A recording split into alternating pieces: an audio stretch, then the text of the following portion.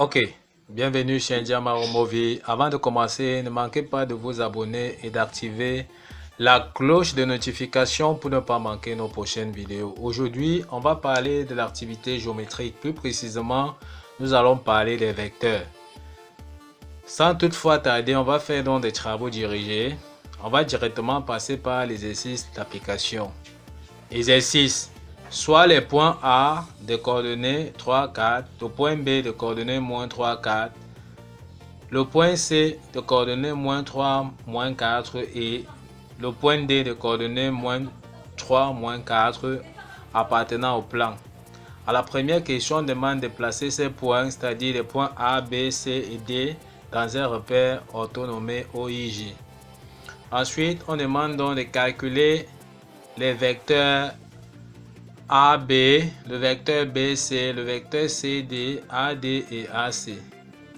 À la troisième question, on demande de calculer la somme AB plus le vecteur AB plus le vecteur BC, le vecteur CD plus le vecteur AD. À la quatrième question, on demande de calculer 3AB moins 2BC. Et à la cinquième question, on demande tout simplement de calculer les distances AB, BC et AC. Et à la sixième question, on demande d'en déduire la nature du triangle ABC. Et en septième question, on demande donc de trouver les coordonnées du point I, milieu de AC. Sans toutefois tarder, on va passer directement donc à la résolution de la première question. On va prendre donc notre feuille réponse pour répondre à la première question, qu'il s'agit donc de représenter sur le repère orthonomé les points A, B, C et D. D'accord. Donc, on va donc placer les coordonnées. On va placer dans le point A. D'accord. Voici notre repère orthonomé O, I, J qu'on a déjà représenté. D'accord. Voici l'axe des X. Voici l'axe des Y. On sait que les coordonnées d'un point, c'est X, Y. X, Y, X, Y, X, Y. D'accord. Quelles sont les composantes du point A? Le point A est de composante 3, 4. Donc X c'est 3, Y c'est 4. D'accord. On va donc aller sur notre repère. Voici donc X qu'on a à repérer qui est 3. Y c'est combien? 4. On compte donc 1, 2, 3, 4. On va donc tracer à partir de 3. Donc, X3, on va monter jusqu'à Y4. On a dit Y4.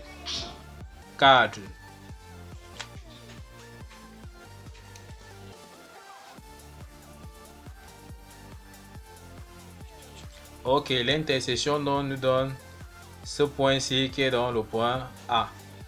Tel que si on regarde dans ces composantes ici, les composantes en X c'est donc 3 et la composante en Y c'est bien 4. Ok, par la même méthode, on va donc placer le point B.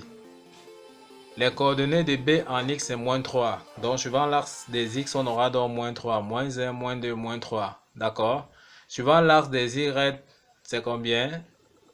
Donc YB c'est 4. Donc on compte encore, suivant l'axe des Y, 1, 2, 3, 4. On trace donc, suivant l'axe et on trace là, ça nous donne encore l'intersection ici. Donc ça veut dire que ça c'est le point B.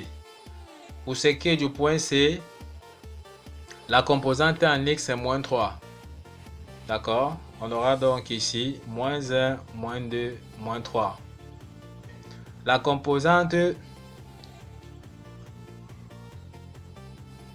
D'accord. Donc la composante en Y de C c'est moins 4. Donc en bas de l'axe des abscisses. Donc moins 1, moins 2, moins 3, moins 4. On trace donc. Et à partir de moins 3, on trace aussi. On retrouve dans l'intersection qui donne donc ce point. Donc ici on a notre point C. Les coordonnées du point 2. X et D c'est 3. Donc on compte donc sur l'axe des X. 1, 2, 3. Suivant l'axe des Y, on dit que c'est moins 4. Donc YD c'est moins 4. Donc c'est en bas de l'axe des abscisses. On compte encore. Moins 1, moins 2, moins 3, moins 4. On prolonge donc en moins 4 et on prolonge à x égale à 3. On retrouve donc le point C qui est tout simplement dans le point D. Donc, voilà comment on fait donc pour placer les coordonnées, pour placer les points dans un repère orthonomé. D'accord? Il faut savoir qu'un point est défini par ces deux composantes. La composante en x et la composante en y. Donc, xa ici c'est 3, ya c'est 4.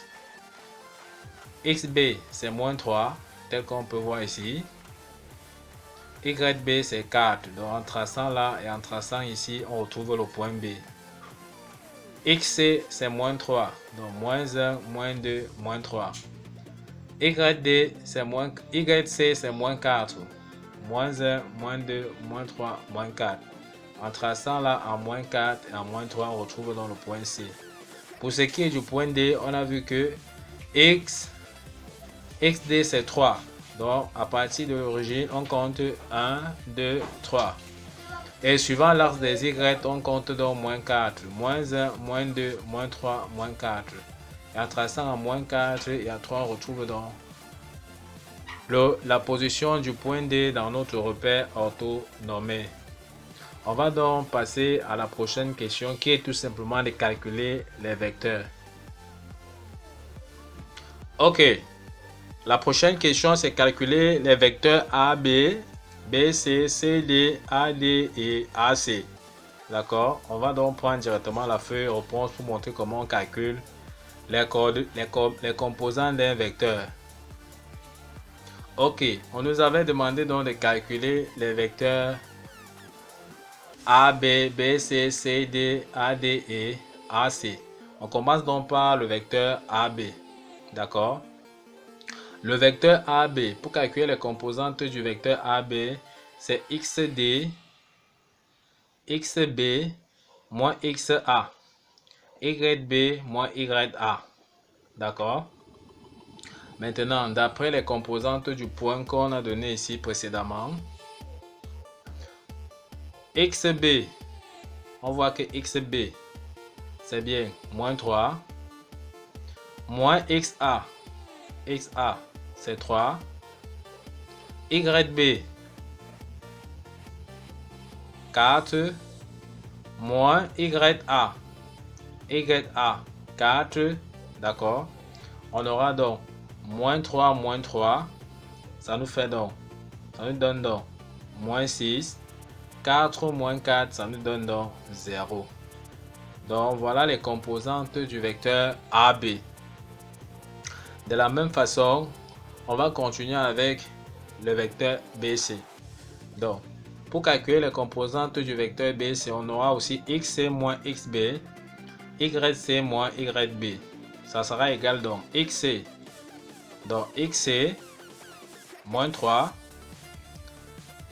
moins YB moins YB. Donc moins facteur de moins 3 parce qu'on voit bien les composantes de X, XB. D'accord? Moins 3. YC moins YB. YC. On voit bien que YC c'est moins 4.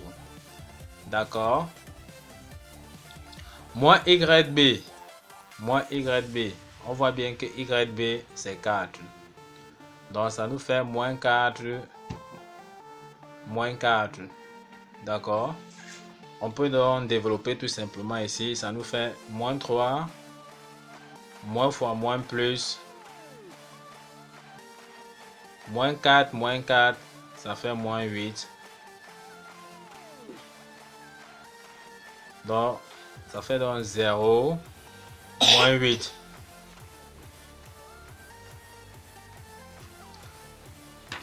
De la même façon, on va donc calculer les composantes du vecteur CD. Donc, on commence donc. La formule, c'est XD moins XC, YD moins YC. Ça sera égal donc à 3. XD, c'est 3. Donc, XD, c'est 3. Moins XC, moins XC moins facteur de moins 3, YD moins 4, moins YC, c'est-à-dire moins YC, moins YC, moins facteur de moins 4. D'accord? On peut donc développer, ça va nous faire donc 3, moins fois moins, plus,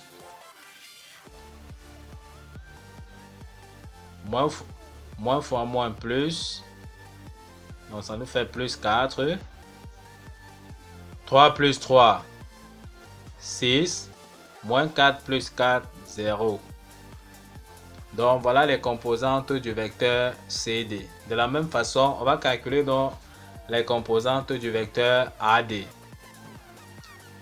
Les composantes du vecteur AD sera toujours x de D moins x de A, y D moins YA. On aura donc XD qui est 3 moins XA qui est 3, YD moins 4 moins YA moins 4. D'accord? On peut donc calculer 3 moins 3, ça fait donc 0. Moins 4, ça fait donc moins 8. Donc voilà les composantes du vecteur AD. On va continuer avec le calcul de la composante du vecteur AC. La formule c'est quoi? X de C moins X de A, Y de C moins Y de A. Ça sera égal à quoi? XC